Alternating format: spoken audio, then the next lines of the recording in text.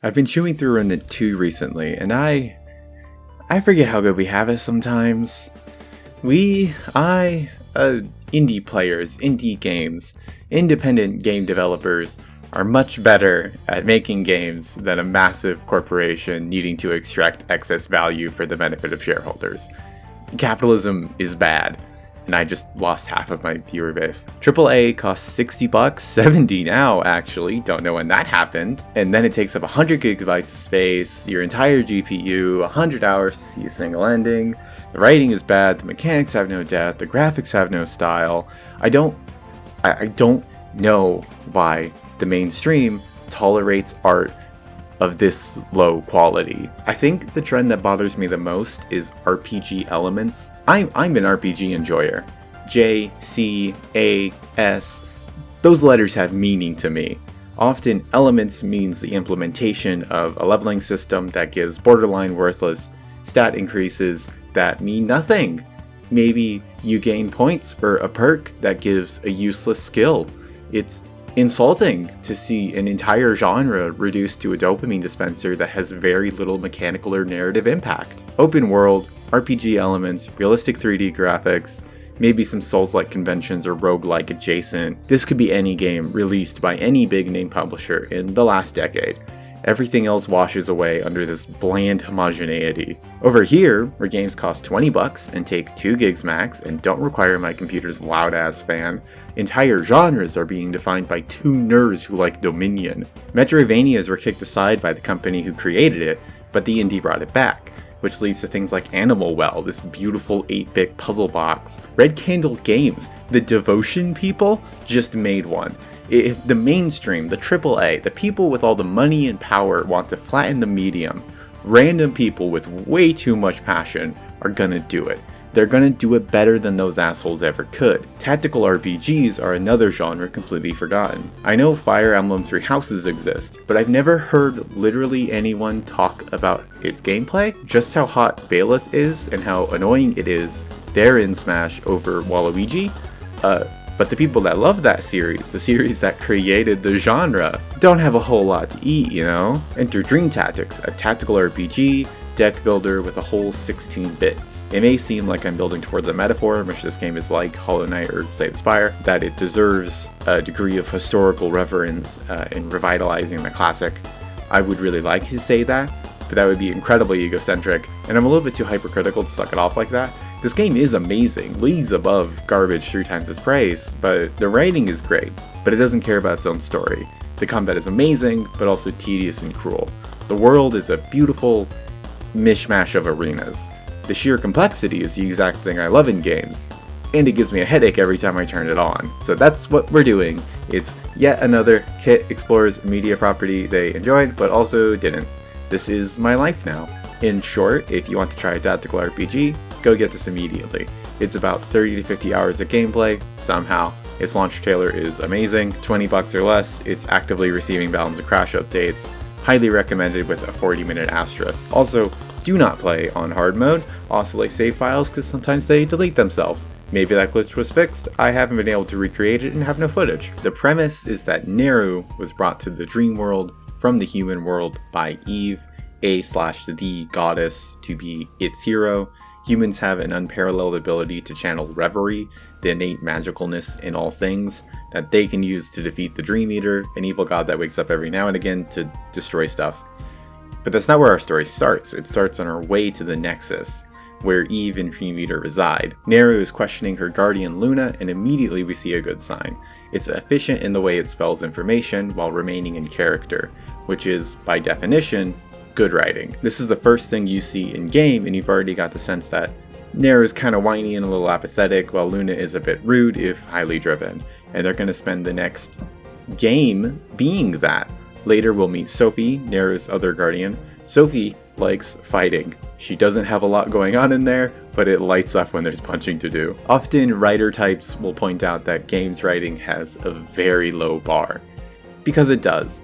So does a lot of TV. This is not a problem with the medium inherently. But no matter how big the budget, often characters are conformed to mechanics. Motives go out the window so we can justify another fight or platforming segment. Consistency dies so the narrative can go where the gameplay is. Dream Tactics characters are instead written gameplay first. Everybody is orientated around the goal of defeating Dream Eater. Nair is hesitant, Luna will tolerate any method, Sophie likes fighting. Not only does this create conflict and dynamic, but it's a reflection of the player's experience. No matter your disposition, one of them says the thing you're feeling. And it's probably Nehru. Just because gameplay is the priority doesn't mean characterization is ignored.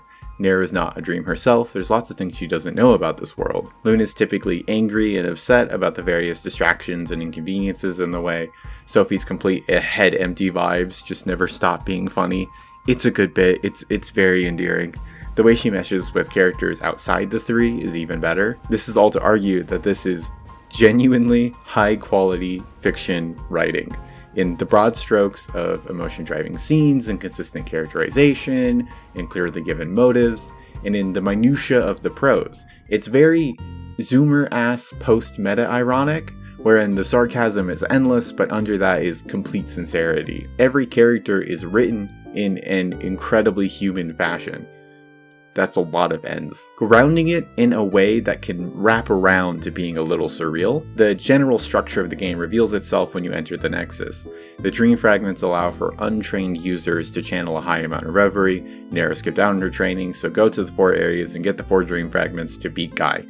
The levels can be tackled in any order, and you are encouraged to bounce from one to the other when you get stuck. Each level contains its own episodic storyline, resulting in a new party member at about the halfway point, and ending in defeating the villain of said story, obtaining a dream fragment. Despite level order being non-linear, levels are entirely linear. These are straight lines with progression occasionally blocked by needing to advance the story, with side content a screen over that connects to nothing. The game has collectibles in the forms of chests and barrels, chests for equipment and skills, barrels for buttons, i.e. money. Each level runs a tally of these viewable from the Nexus. After completion, they'll appear on the map. The map highlights unexplored edges in red, screen transitions in green, and walkable areas in gray.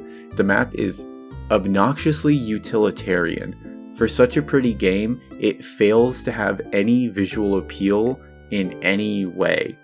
However, any game that makes 100% thing tolerable is pretty great in my book, considering how vital chest pickups can be and how horrible it is to spend 30 minutes looking for 10 buttons in a barrel hidden out of view. The storylines are Amber and the Archaeologist in the Oasis, Reggie's heist in the Kingdom of Grandia, Willow's company in the Crystal Mines, Sarah and the Cult of Dark Lightness in the Empire of Ashgard.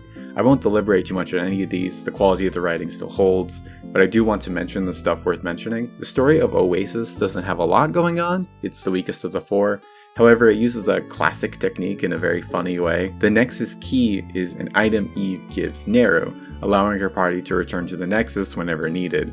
On entering the Oasis, Luna explains how this area is essentially inescapable. However, we're fine because we have the Nexus key. This is called a setup. Information is being told to the audience because it will be important. Then you're mugged, which would be bad. You'd lose the Nexus key. This is a reminder, repeating that information with a bit of increased drama. Then Amber brings you to a real shady guy, the type of guy who trades information for money, and you offer him the Nexus key. Payoff. All of that was important, but he doesn't give a shit. He's like, why would I want to leave? Fuck you mean? When you get to the Colosseum, it's used as your wager, but again, nobody gives a shit. Nobody ever cares about anything important in this game. The Reggie bit is so fucking good. You meet him shortly into Kingdom of Grandia, and he wants to help you on the heist for the Dream Fragment. Luna's racist and hates pillows, and so she's sowing dissent against worker solidarity, while Reggie's being nothing but helpful, if a bit aloof. But you go on to save the Band of Cheerful Peeps, actual name, and everybody has a story about how great and selfless and kind and magnanimous Reginald is. You go on to learn his brother Rick betrayed him for 37 buttons. He's a Robin Hood Christ figure. Why? Otherwise, it's just leftist politics. The king holds political and economic power, in part through exploiting the free nature of the Dream Fragment, allowing for the creation of infinite food. Then, true hegemony is formed through the criminalization of non-violent acts, unsanctioned eating, monopoly is contrived through destruction of other sources of food, the need for food is utilized as violent coercion to create control over the masses. It concludes with the brutal overthrow of capital and hierarchy. which is what we should do. We should kill the bourgeois. Willow's story arc is weird. The dream world has 3 groups: dreams like Luna and Sophie, pillows who are really annoying, and nightmares. You know, bad dreams. When you enter the mines, Luna explains how we're on the nightmare side of the world and how nightmares are evil and scary. She's wrong. The game does this a few times. Despite how pillows are talked about, they're clearly no lesser or dumber. Sarah and Willow are talked about as threatening, but both are silly little goobers. It's a critique of sectarianism, the non-racist thing people actually mean when they say tribalism. However, only dreams make these arguments, so maybe it's just supremacy? No matter the intention, there's no conclusion. Several times, Luna and Sophie stigmatize pillows and nightmares, and they are wrong. It doesn't go anywhere, it's not pivotal in the ending. However, pillows are seen as annoying and stupid and inconvenient, and that is repeatedly used to justify violence against them. Reggie's storyline ends with Luna tolerating him, but not accepting that every prejudice she holds is wrong. Not the best take, but it's there. Back to Willow. She's the boss of a company that's cruel and exploitative to its workers. A damning indictment of late-stage capitalism, a common theme in modern art. Wonder why that is. Nobody gets breaks, time off, promotions are a myth. Willow just kills anyone who dissents or annoys her, literally firing them. In Grandia, you murder the guy doing all the harm, but Willow becomes your friend and is barely associated with any of the harm she's doing. Because it's good pillows are an underclass? Oh, and she made them. Willow made pillows? She just says that. And she did that. Grandia's supposedly been around for centuries, and Ashgard has a society that worships Eve. I don't know what the fuck this implies. I don't think it matters. And it's funny, it's a good bit, but I don't. Over in Ashgard, Eve hasn't been doing goddess stuff, so a cult has formed, in part to deal with the encroacher, something making these incredibly strong vines all over the city. The cult is for light darkness, darker lightness. They constantly flub the metaphor. Everybody calls everybody brother, but then there's one guy who actually has a brother. You're accepted into the cult on technicality, then they change the rules to pillows only. I could retell all my favorite bits. The game is consistently funny and enjoyable, but it's not working towards anything.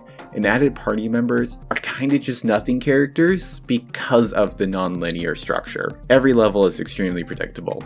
Enter, fights, introduce new character, fights, they join party, fights, get all of their related equipment and cards, fights, boss, win. When you enter a level, the developers only know that you have Nera, Luna, and Sophie. The first half of the level consists solely of them interacting. The second half can now involve the new character. Because there's no guarantee of having a party member from outside that level, other party members cannot interact with a different level's story. Amber can never talk to Willow, which fucking sucks. Your party member doesn't know each other. Sometimes they stand in nearby tiles but have not bothered to ask names. So much of an RPG is how nice it is that these cool people are friends. As a player, I get to step into this bubble. Not everybody gets along, but we all have the same goal. We all learn from each other, we all grow with each other, we get to know each other. Are Luna and Sophie and Neru friends? Absolutely. Maybe Amber is a part of that, but Reggie and Sarah and Willow are all direct challenges to Luna's entire worldview. Sophie may have little stakes in those preconceptions. She likes Sarah and Willow because they're also violent. Neru has an easy time making friends, but they're friends of convenience. She's being a little manipulative to get what she needs. This web of need, want, and resulting conflict is exactly what makes the RPG party such an important element of the genre. But the game can't use this setup because they don't know where you're going first. Implementing endless contingencies for which partners are and are not in your party would be insane. So each new party member is barely able to participate in the story. They're not able to conflict with each other. I think Nera, Luna, Sophie dynamic accomplishes a lot, and even enjoy the fixating on each level's story. However, the non-linearity massively undercuts the ability to use your entire cast of characters. Of course, there's more to the episodic nature of the level. There's the fucking plot of the game. Nera was brought here to defeat the Dream Eater, but she didn't do her training in learning how to channel Reverie. After obtaining a dream fragment, you'll be shown a short flashback that elaborates on that. Nera discovered shortly that in order for her to channel Reverie against the thing that swallows all Reverie, it would have to be drained from Luna and Sophie, killing them. It's a fairly simple hook that's completely consistent in world.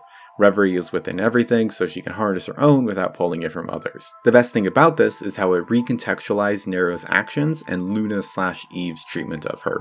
Eve is passive-aggressive and then insults her once she learns that Nero's not done her training. Luna's generally rude and often condescending to Nero. Nero is very avoidant and just kind of takes it when people call her lazy and apathetic, but she isn't. She's shown to be talented in channeling Reverie and makes the harder choice to protect the people she cares about. Maybe she's a little ignorant about the threat.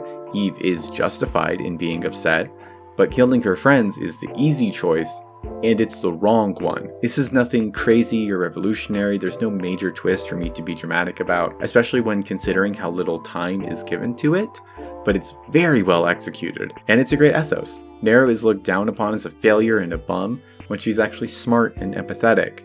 It's saying, don't be an ass because you don't know why people do things. As someone who failed through school and lost multiple jobs because my chronic illnesses were being ignored or discriminated against, it's comforting and humanizing message to centralize the story. I don't know if I need that. I could just say this. Whatever, I'll make it personal, I don't really care. After getting all 4 dream fragments, Eve calls out Nero. She realizes that she's trying to save her guardians and that risk isn't worth taking for her. So she gives us a trial, but begrudgingly accepts that we might be able to defeat Dream Eater. On the way to the final conflict, Luna apologizes, recognizing why Nero was so avoidant. So you beat bad guy, and that's it! In the release build of the game, defeating Dream Eater would roll credits and kick you to the title screen. No resolution to anything, just end. You have to imagine players weren't very happy about that, so an epilogue was added in 1.1.0, and it sure does feel like a response to player demand. There's a line explaining how time works, and Nero is told that she can return to the dream world whenever she sleeps. It's fucking weird watching Reggie pretend like he ever participated in combat. It's fine, but it has no impact. The reality of Nero being a human from the human world isn't really acknowledged. She says, "You two are my only friends," which is incredibly sad.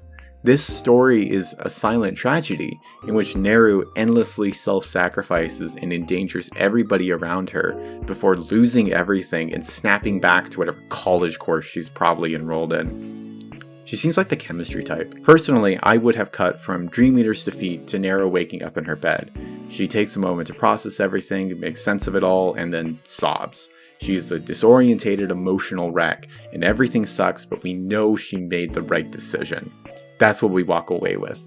The right choice is painful, is tragic, but it's good to make it anyways.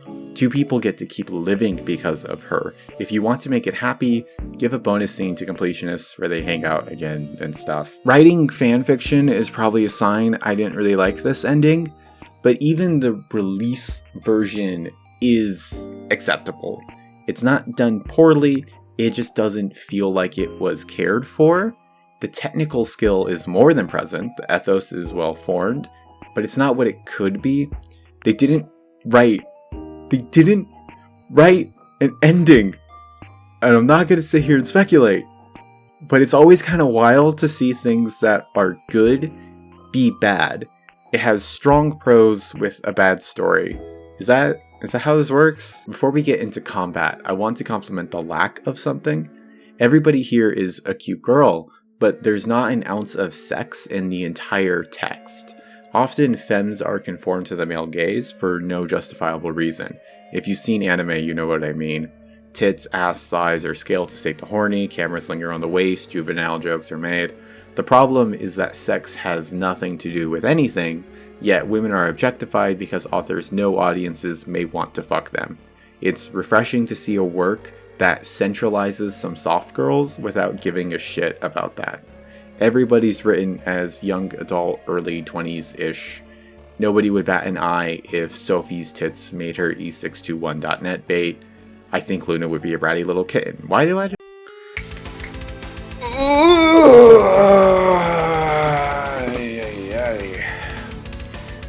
If I respected my mental health, I wouldn't be doing this, but let's talk about combat. Tactical RPG with deck builder elements. I haven't played a lot of TRPGs, have played a lot of deck builders. Other than pointing at the screen, I don't know how to describe the first part. Turn-based, tile-based, party-based, arena combat with a top-down or isometric camera, similar to that of the JRPG or CRPG. Deck building is the easy part. Really, it's a slightly different way of handling skills. In other RPGs, they're unlocked as you go. Levels or story beats or side quests give more skills. Depending on the game, these may be tiered, think Fyra to Fyraga, or have a limit on how many can be equipped. Dream Tactics skills are found in chests. Each one is entirely unique and are limited to a 15-card deck. It's using the language of roguelike deck builders, which means we get to talk about one of the best games ever, Slay the Spire! Yeah! There are specific design choices that make the game brilliant and should be carried over whenever someone attempts the genre, or any genre. STS is theoretically simple and highly communicative. This makes the game more accessible because it's less opaque. Slay the Spire decks do 4 things: damage, block, draw, and create energy. You can debuff the opponent to deal less damage or take more, they'll do the same to you. Some cards have unique effects with their utility, some cards are just better versions of simple cards. Some block is better when it's alternative, some damage is better when alternative. Strength for damage, dex for block, that's it. That's the entire game.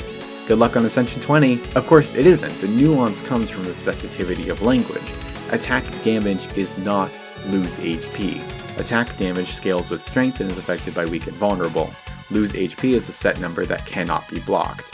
Our Tungsten Rod, a rare relic that reads every time you would lose HP, lose 1 less. Because it doesn't say in combat, we can infer this includes damaging events, which it does, and we can continue to extrapolate the same logic across the entire game. This is what makes it great. Complexity emerges from simplicity, and that is told to you at every step. Exhaust is very simple. This card is removed from combat when played. So when you see a card that says gain 3 or 4 block when a card is exhausted, it clicks immediately. It's an exhaust synergy. I can play my True Grit for 10 to 13 block rather than just 7. Part of that clarity is the use of tooltips. Everything has a tooltip. It appears when you menu over the thing, and which can be done at any point. If you're confused about a card or relic, just read what it does. I don't know why other games struggle with this so much. It's so simple. It's nice to know what things do. You'll learn keywords like exhaust. These highlighted words indicate what the card does to reduce the amount of words needed. Dream Tactics has learned these lessons. At any point you can press the help button, which opens a kind of sub-menu where you can menu over any highlighted piece of text or icon and get a description of it. Lovely mechanic, use it a lot. However, the game suffers from a feeling of too many. There are so many unique buffs and effects that keywords will have a single use. One of Amber's cards says, lose 1 random card. What the fuck does that mean? It's not highlighted and it's not on any other card or situation in the game.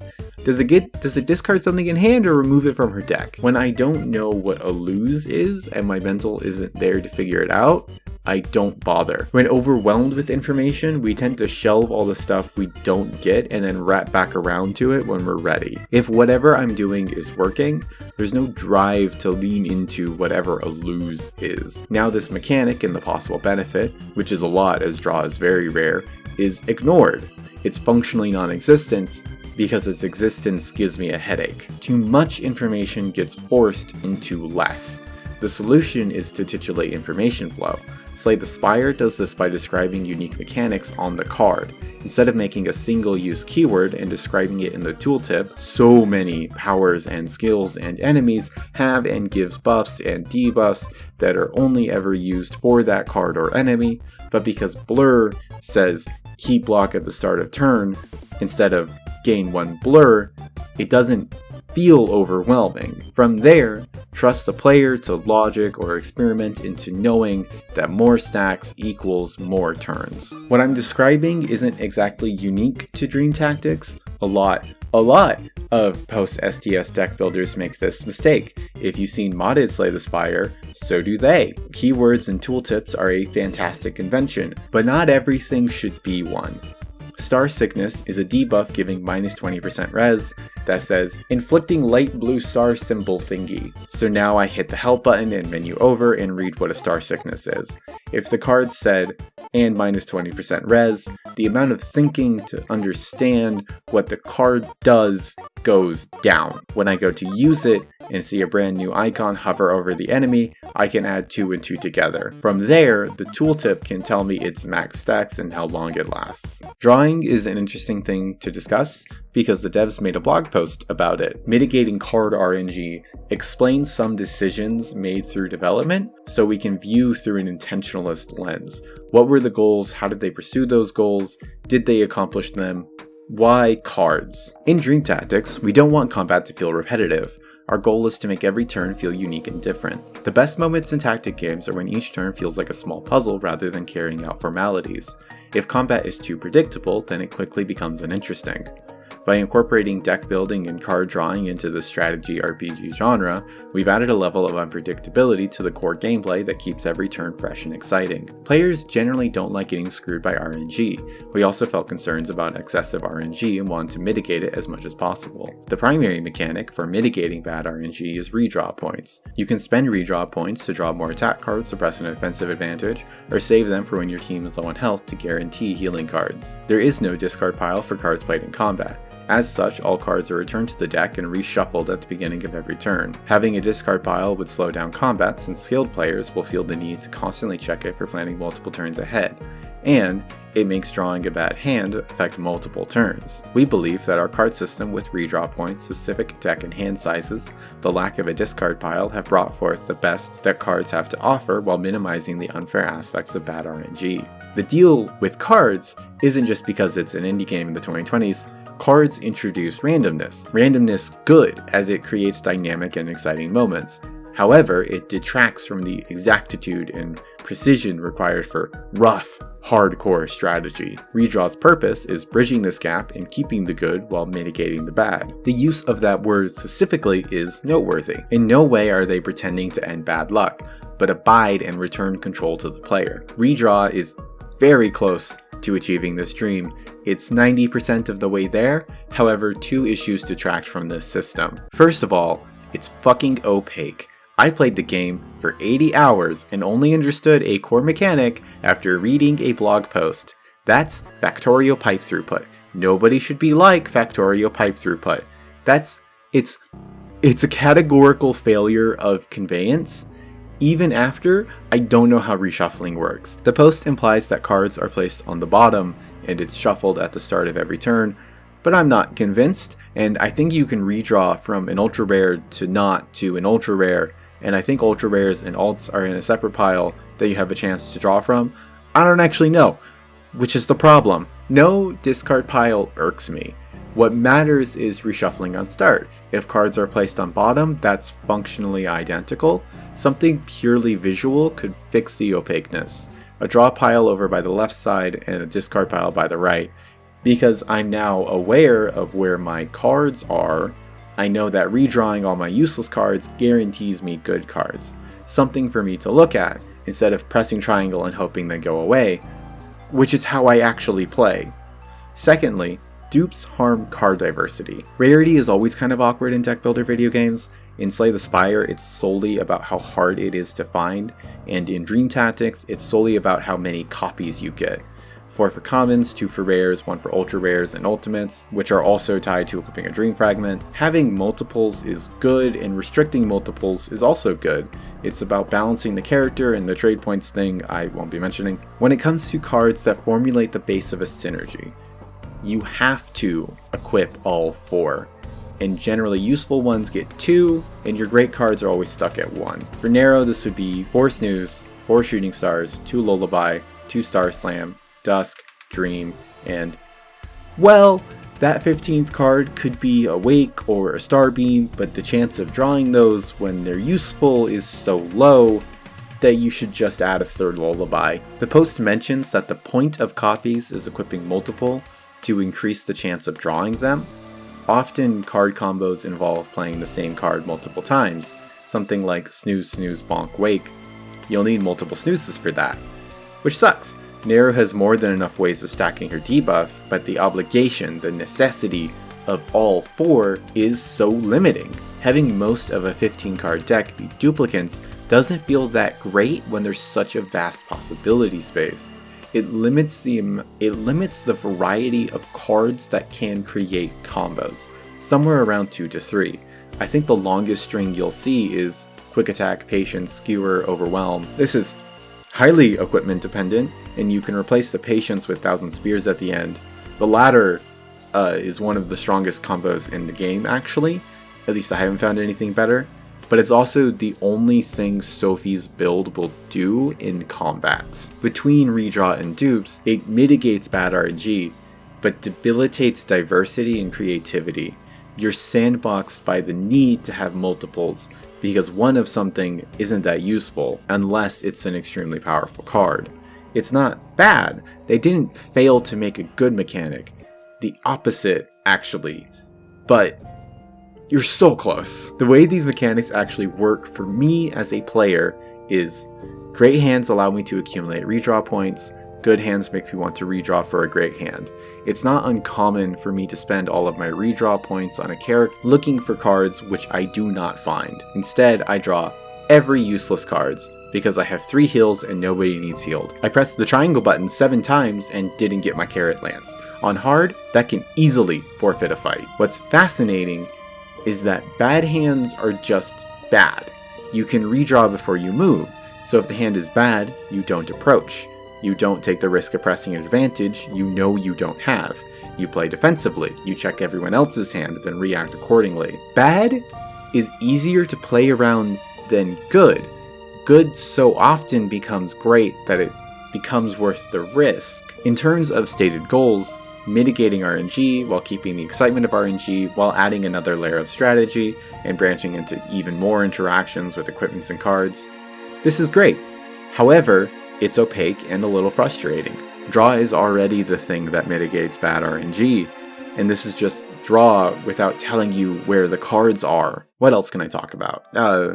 World navigation is very simple in a good way. You just walk from location to location, but screens are never so large as to feel annoying. Even traipsing through a level isn't fun, but it's not infuriating. There's very little reason to ever turn around. It never stops impressing me how well an arena folds into the surrounding environment. It's amazingly seamless, and that goes underappreciated. Trap hallways are a welcome pace breaker. They're not really difficult, but having something different that you know has a reward at the end is always great. I really struggle with music and soundscape. I'm usually listening to a YouTube video, so that doesn't help, but they've uploaded the entire OST and I made it a point to listen through a few times. It's a little generic, but I enjoyed it. It fits in its intended context and it's well made. No Danganronpa, but it doesn't need to be. It's a bit rock, a bit orchestral, very plunky. I'm not a Patricia Jackson. Sound effects are nice. Most cards have unique sounds, and the way Carrot Lunge sounds telescopic makes me very happy. I actually want to compliment it for being overall understated. The soundscape is in the background, and that's good, because if I realized I had been listening to the same 3 minutes for 2 hours, I would have snapped Nero's fucking neck. The game has a fairly clever twist on shop mechanics. There's a pillow named Milo who appears repeatedly along your journey. He sells multiples of generic stat increase items and a handful of unique items. These are split into 5 tiers based off of level, the generic getting better but more expensive. The clever bit is the use of buyback. You can exchange items for buttons and vice versa losslessly, which is really cool. However, there's a set number of available buttons across the game, so what he's really doing is storing your stuff you're not using, but because you have more buttons, it allows you to get useful stuff without losing out on making the weird stuff useful. It merges store and storage mechanics in a way that pushes players towards better play. I've been putting it off for 4,500 words. Combat is the only thing this game cares about. It's the only thing you do. It's what advances the plot at every step. This is a game where you stab, burn, freeze, poison, sleep pillows. Every combat involves stumbling into it, then the camera pans, your starting position and opening hands are shown to you. Every combat involves stumbling into it, then the camera pans, you're shown starting position and opening hands.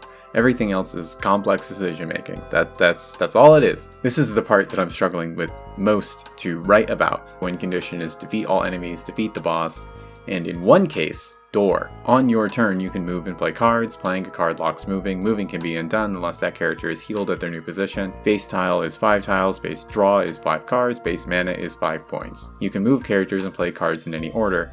Ending turns hands it off to the pillows, who then also have a base move stat, specified range, and a wide variety of unique abilities. Each party member is wholly unique in their playstyle. Each one focuses around a certain mechan/ix that are then built around. Narrow has Tired, a status effect that inflicts -10% res and dex per stack up to 4 stacks for 3 turns that can be applied to friendlies all the same. Star Slam deals 50% more damage, Shooting Star hits twice, Bonk increases its chance to stun for tired opponents, debuffing your ally sounds like a bad idea. However, Wake hits both friendlies and enemies, scaling its healing and damage per stack and clears all stacks. She also has a rare card inflicting sleep, counting as 3 stacks of Tired and leaving an enemy or friendly inactionable for 3 turns unless they take any instance of damage. There's an equipment that applies sleep when Tired is applied past a max of 4, there's another that applies Tired when taking damage, another when you deal damage. Nightmare hits twice and does not remove sleep when an opponent is sleeped. So, how do you build your Neru? The 2 archetypes these mechanics propose are diametric. A backline support that debuffs and heals while weaving in light damage, or a front-running glass cannon who can stall half the enemy team. And we can just keep going. Amber can deal constant chip damage from across the arena or just murder everything, while Sarah can snipe for high damage and take massive hits while healing all of it back, and Willow sends out walking mines or freezes and shatters entire groups. Reggie doesn't even exist! Let me calm down and talk about stats. There's 7 that matter. HP, Strength and Intellect, Defense and Resistance, Dexterity and Agility, Luck and Move. There's 2 types of damage, physical and magical. The rest is really nice and simple. Physical damage scales with strength and is mitigated by defense. Magical damage scales with intellect and is mitigated by resistance. Dexterity increases your hit chance. Agility increases your dodge chance. Luck affects landing and dodging critical hits. Move is the max number of tiles you can move at a time. Narrow, Amber, Willow are int scaling, while Sarah, Sophie, Luna, and Reggie are strength scaling. But not always. Nara and Luna's healing cards scale with both intellect and strength, while a lot of Sarah's and Sophie's cards scale with dex. In my playthrough, it took me a while to realize why Sarah did nothing, but it's right there. So is how damage is calculated. The card's damage minus target's defense/resistance plus percentage increases. It's a very eloquent version of the obscene stat sheets that muddy so many RPGs. Nobody has ever given a shit about fire resistance. By getting rid of all that fluff, it makes the system feel more manageable. It's 6 numbers with distinct meanings and clear benefits associated with those numbers. Like Slay the Spire, communicating how the game works as simple as possible, making the math technically doable in a player's head, makes a better game. Turn-based RPGs often fetishize their own complexity, but then fail to litigate that complexity. However, Dream Tactics reduces those tropes into a simplicity, which then allows for greater and greater degrees of complexity. This is emergent, or multiplicative if you're dashing specifically. It's emergent gameplay.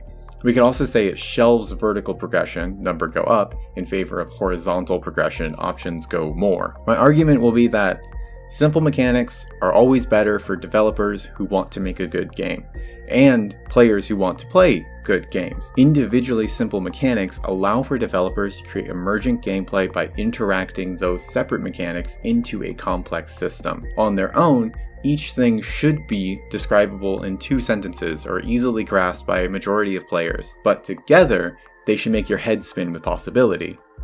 There's 2 types of equipment, red and blue, which cost red and blue points.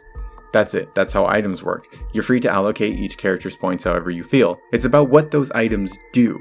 Things like the Arcane Rifle or Staff of the Master or Alarm Clock or Final Flail show that this very simple premise is repeatedly expanded upon, to the extent that a no-frills stat increase becomes a commodity due to how rare they are. There's a variety of character-intended equipment that interacts with specific mechanics or swaps around scaling. These lead to insane synergies. It'd be exhausting to go through the sheer possibility granted to the player.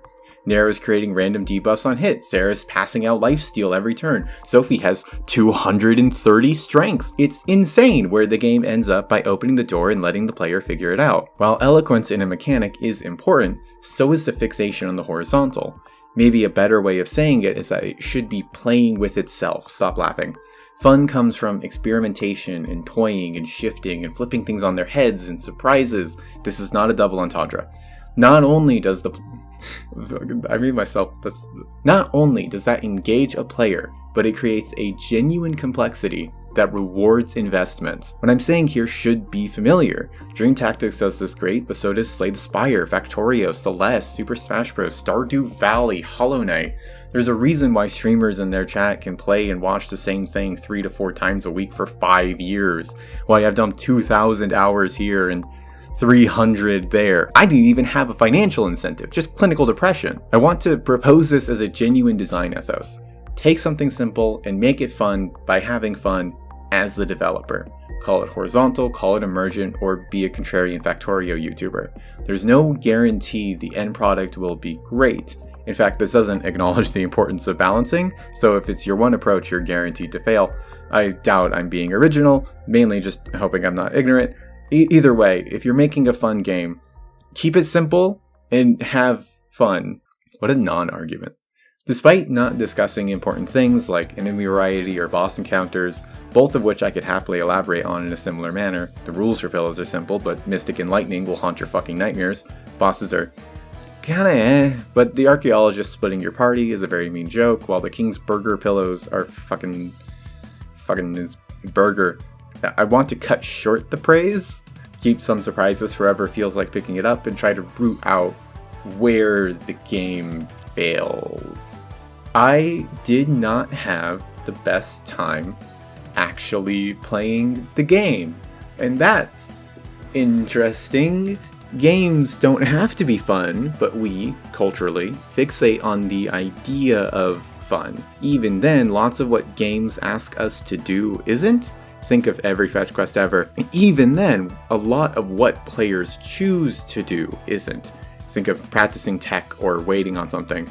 The quality of being fun is a general sense, not individually fun moments. Did I experience the quality of fun in my time with Dream Tactics? No.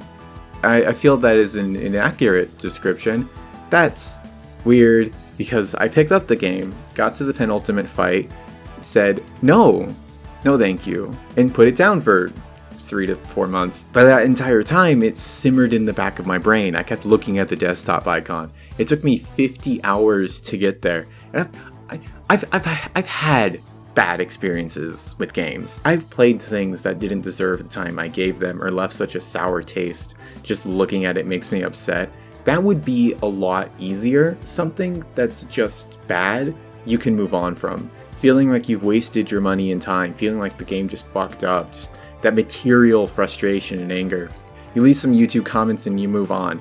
But that's not Dream Tactics. It'd be ridiculous for me to say that, I don't know, like 50 minutes in? I definitely made my first playthrough a bit worse than it needed to be. The description under the hard difficulty says, experienced RPG players. That's me! I love RPGs. Never played a tactical, but how hard could it be? Well, about as hard as me for gothy white girls. Very. But that's the point. If it was soft, it'd be boring. This is a double entendre. Difficulty is a tool for enforcing a greater degree of engagement.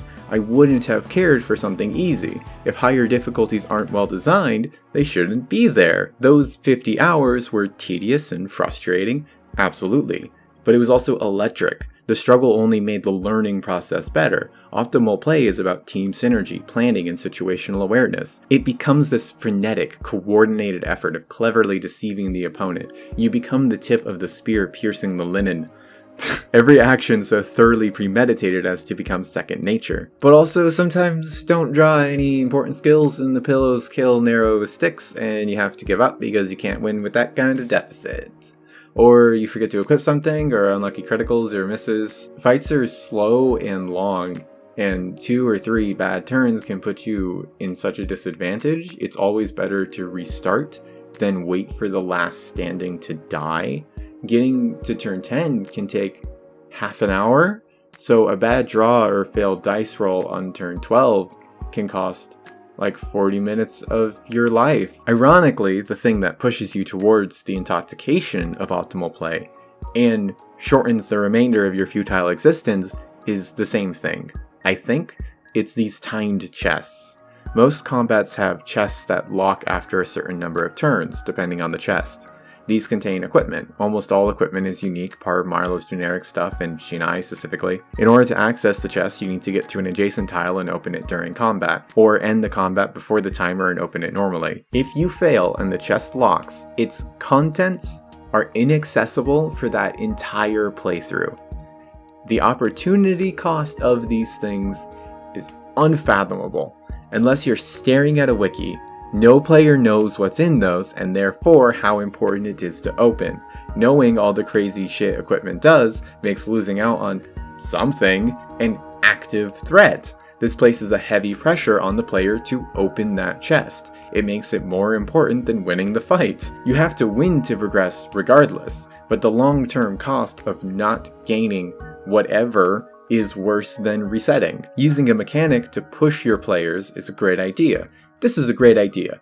Time chests are fantastic, but pillows are oddly passive in fights. They tend to stand in clusters around geometry. Reinforcements will show up knowing where you are, while these opening clusters need to be alerted. This can be done by stepping into their range, dealing damage to pillows in their range, alerting a bell pillow. Guard pillows will never move until you hit them. You know pillows have been alerted by the Metal Gear Solid exclamation point and sound effect.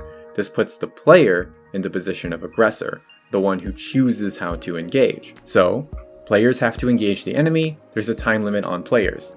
That's fucking brilliant! If players aren't being gunned down, there's no reason to not take a low-risk stall tactic for every fight. Something made extremely easy by the Dusk and Starstrike combo, allowing you to alert any enemy on the field, which would annihilate the importance of the arena, any sense of challenge, and be fucking boring. Part of game design is discouraging players from that kind of masochism. You have to trick them into having fun, and timed chess absolutely accomplish that. Because every encounter is so heavily orchestrated, it allows the devs to put players in all sorts of situations.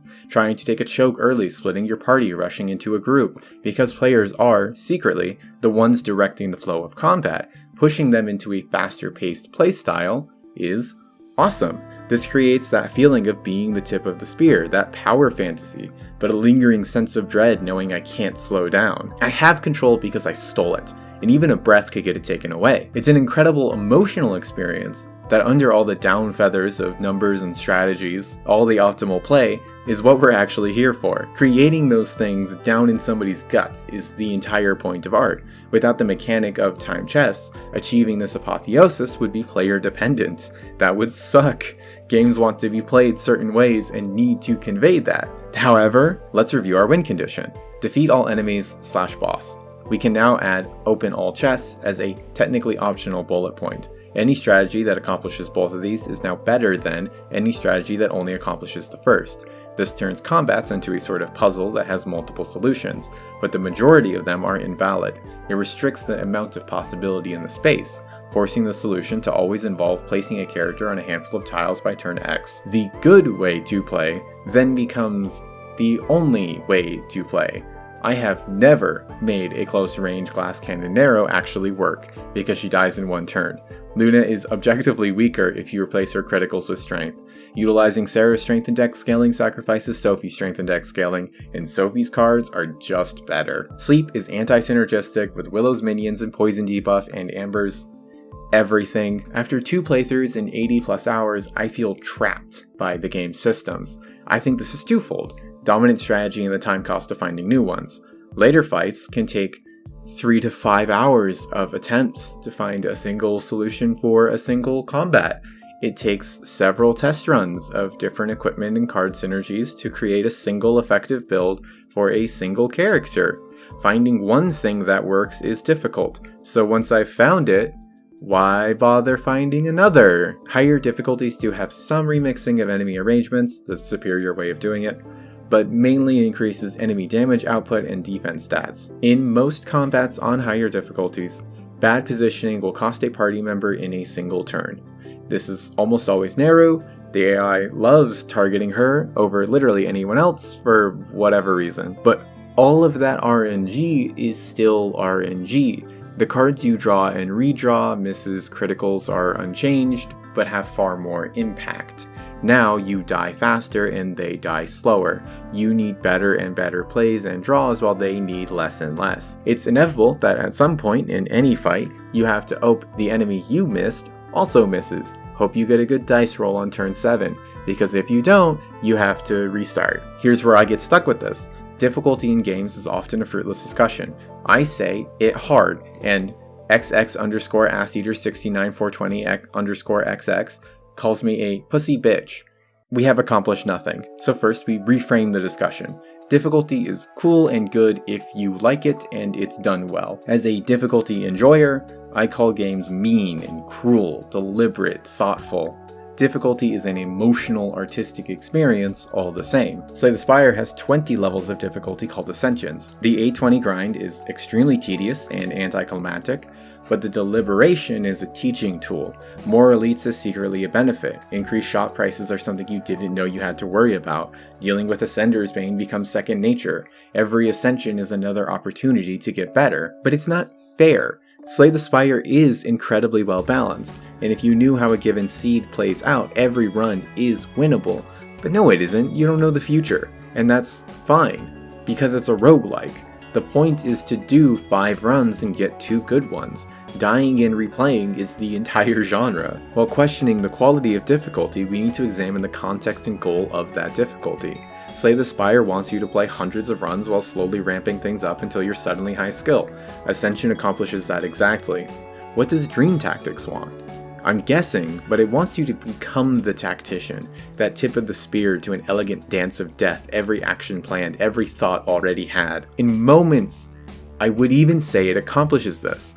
The successful execution of an exhaustively developed plan is intoxicating. But there's so much RNG, man! There's so many ways to lose it when you shouldn't and not lose it when you should. Bad draws, bad rolls, wasting all your redraw points. And every time this happens, you lose 20, 30, 40 minutes of your life. And then you have to do all the same shit again. It's such a slog. The game is already long and slow paced, and making it that much easier to lose at any point. It's fucking traffic. It's walking a bike with a flat tire. Everything just takes so damn long and you're constantly reloading. This isn't in Stars in Time. There's no emotional breakdown to have in all this. It's a fun little video game that fucking ties you to a damn tortoise dragging your ass to the fucking grocery store. After recording the playthrough you're seeing on normal, I finished the original hard difficulty and started a hardcore playthrough. Worth pointing out that beating the game gives a random mode that swaps around chest contents.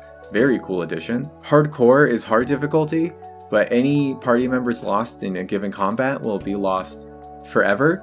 So it's hard mode, but losing a party member at any point causes a reset instead of just the first 3/4 of combat. Cool, great. That sounds fucking horrible. If I was convinced this was a design issue, I would call bad faith actors like XX_AskEater69420_XX what they are and make my case. But I can't tell if this is simply me hitting my limit in terms of skill and mainly patience, or a fault of design. I get the sense this is exactly as Spectra Entertainment intended, which is ridiculous to me. But they're the ones who made it. I got my money's worth, and it's awesome to see a modern, TS RPG exist. It's an astonishingly amazing first project. Did I mention that? This is the only thing this team has done under this label. Problems exist, but that shouldn't detract from this accomplishment. Now that it's done, all of us can enjoy it and they can go on to make something even better. Creatives know their own mistakes better than any critic. If this is where they're starting, the next one's going to cause a revolution. Ooh, wow, good God, golly gee, that's such a strong ending to a series of well-made arguments that have surely been composed competently into an entertaining YouTube video. Oh, thank you.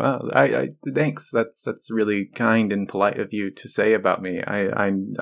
Yeah. I just wanted to put like a thing at the end where I can kind of like ramble about stuff, but I don't have a lot of stuff to ramble about.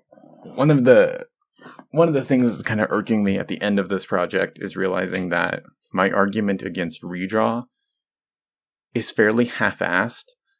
But yeah, what kind of needs to happen there is a much greater litigation of like how draw functions in deck building games, because I feel like a lot of the same problems that Dream Tactics face is also what ChronoArk faces.